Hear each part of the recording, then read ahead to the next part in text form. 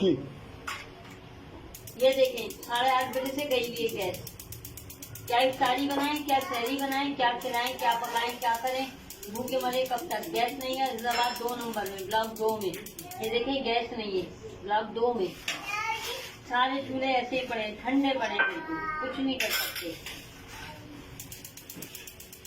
सारे चूल्हे ठंडे पड़े, देखें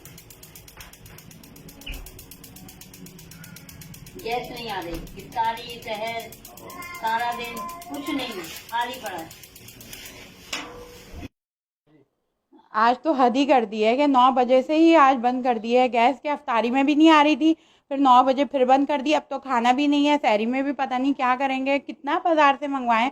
और अजीज़ाबाद ब्लॉक 2 में ही ये मामला हो रहे हैं, वरना तो मेरे ख्याल में शायद और जगह शायद आ रही है अफ्तारी के वक्त। लेकिन आप यकीन करें कि यहाँ पे इतनी परेशानी हो रही है। और आज तो 9 बजे ही बंद कर दिए कि मैं खाना पकाने खड़ी हुई थी। अब मैं किस तरह पकाऊँ, ना मैं सहरी बना सकती हूँ, अब पता नहीं क्या होगा।